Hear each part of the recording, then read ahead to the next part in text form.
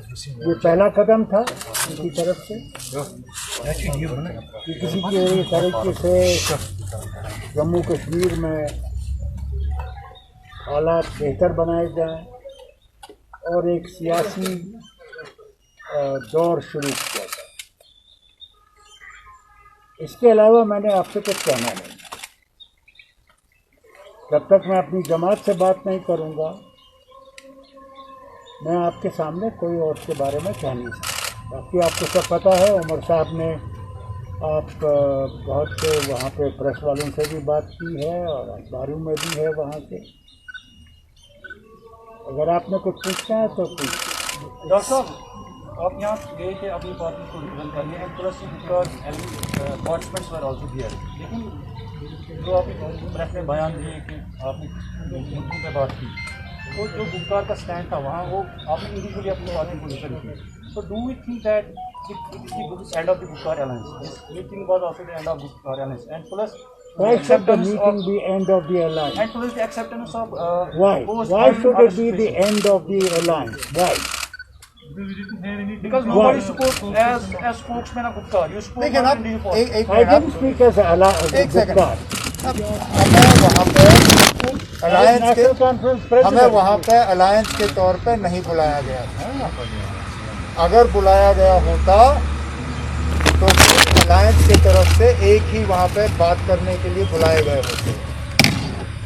वहाँ पे जो पार्टीज हैं उन्हें वहाँ दावत दी गई। वहाँ पे नेशनल कॉन्फ्रेंस, पीडीपी और सीपीआईएम जो गुप्कार अलायंस के मेंबर्स हैं, उन्होंने मीटिंग में शिरकत की। लेकिन मीटिंग में शिरकत करके हमने कोई ऐसी बात नहीं की जो गुप्कार अलायंस के एजेंडा के बाहर रही हो।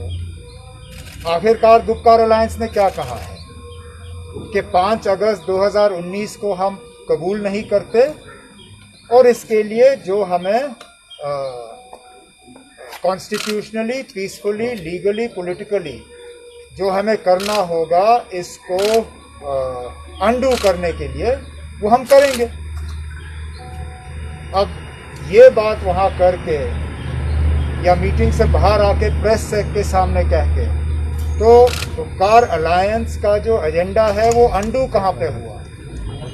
ना वहाँ जाके किसी ने भी वज़ीर आज़म से ये कहा कि आप अब 5 अगस्त, मतलब हम में से जो गुप्कार अलायंस के मेंबर्स हैं, वहाँ पे किसी ने तो ये नहीं कहा ना आपके पास 5 अगस्त को हम कबूल करते हैं, आगे बढ़िए।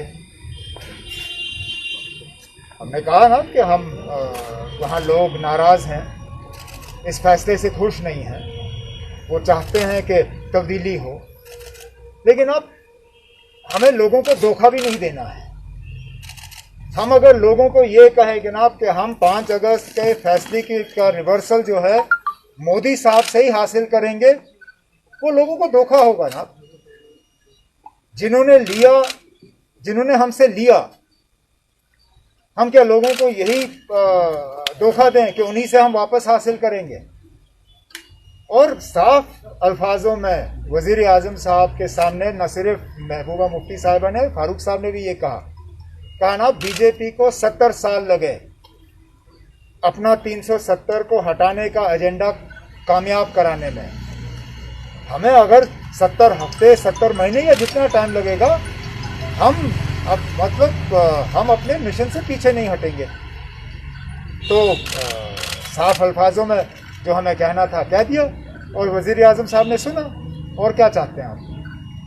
Umar Saab, do we see the 70% of what Home Minister said in his press conference was about delimitation commission, and he insisted that this process should start. So after the meeting, do you think that now it is clear that as you participated in a meeting in Delhi, you will participate in the process of the delimitation? As far as the delimitation commission is concerned, the party has made it very clear. They have authorized Dr. Saab to take a view as and when necessary. There has been no fresh approach to the National Conference from the delimitation commission.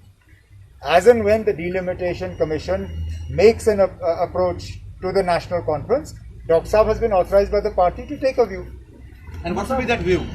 Now, why should we tell you here? We'll tell the delimitation commission, no? He has been authorized to take a view. He'll take a view at that time. जिस तरह से अमित शाह का statement आया या tweet आया या मोदी साहब का ट्वीट आया मीटिंग के बाद, तो उसमें इलेक्शन से शुरू दिन सीक्वेंशियल हिसाब में से किया था, तो क्या आपको वो तस्लीम है? फिर अब हमने देखना ये बात मतलब अमित शाह साहब की जो बात आई वो बाकियों के बोलने के बाद आई, लेकिन वज़ीर आज़म साहब की तकरीर से पहले आज़ाद साहब ने हम सब के तरफ से वहाँ बात की और कहा कि ये टाइमलाइन हम नहीं मानते। डिलिमिटेशन इलेक्शन स्टेटहुड नहीं, डिलिमिटेशन स्टेटहुड फिर इलेक्शन। अगर इलेक्शन कराना ही है तो पहले स्टेटहुड लौटा दीजिए, उसके बाद फिर इलेक्शन पे हम बात करेंगे। तो ये बात हमारे तरफ से आज़ाद साहब ने वहाँ मीटिंग में रखी है और हम इस बात पे जब जब हमें मौका मिलेगा हम इस पे जोर जो है देते रहेंगे। Thank you, sir. Umar Saab, your party member Hasnan Masoodi Saab has said that even if the 370 is sub judice, that doesn't mean that we will not fight for it outside, even for the Supreme Court politically as well. But you have said that you don't want to go. नहीं ना, we have not said. आप क्यों? हमने कब कहा? ना हमने sub judice अल्फाज का इस्तेमाल किया। हमने कहा ना that we will fight it for it politically, constitutionally and legally. Sub judice, unfortunately, words were used only by two people. Ghulam Nabi Azad Saab used the term that it is sub judice and he doesn't want to talk about it, and Muzaffar Beg Saab said it is sub judice and you can't talk about it. I do not believe that just because it is in front of the Supreme Court that it is not a subject for discussion. Of course it is a subject for discussion. It is a subject for discussion. We discuss it. It was a subject in our DDC polls. We will continue to agitate the matter and I keep making this point. Legally, constitutionally and peacefully. That is our right and we will exercise that right. And personally, if the Article 370 was not restored, you won't fight the election. मैं personally थोड़ी ना यहाँ बैठा हूँ, मैं party की तरफ से बैठा हूँ यहाँ। मैंने बार बार इस सवाल का जवाब दिया है। मेरा फिलहाल इलेक्शन लड़ने का कोई इरादा नहीं है। पार्टी का जो फैसला होगा वो अपनी जगह। अब आपको उससे क्या लेना देना? मैंने आपसे कहा ना, फिलहाल मुझे इलेक्शन लड़ने का कोई शौक नहीं है। Sir, one of the members is Mehdi Saab is very angry with the party. Have you consulted him or talked about him, or you want? He is almost. No, I'm not going to discuss individuals here. Thank you. If there is something, that is between us. Sir, do you think that by saying that the 370 is sub judice, Muzaffar Beg and Azad Saab have kind of not have that I think.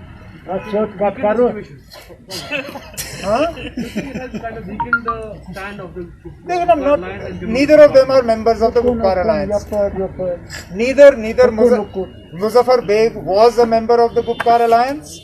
Now he is not. In fact, he very openly said in the meeting with the Prime Minister that he has no political allegiance and that he doesn't belong to any political party. Azad Saab belongs to the Congress party. They have their own view. But their view is not binding on us and it's not binding on the Gupkar Alliance. Just because the matter is in front of the Supreme Court, so many matters are in front of the Supreme Court. Does that mean we stop talking about them? For the longest time, Babri Masjid demolition was in front of the Supreme Court. Did the BJP stop talking about it?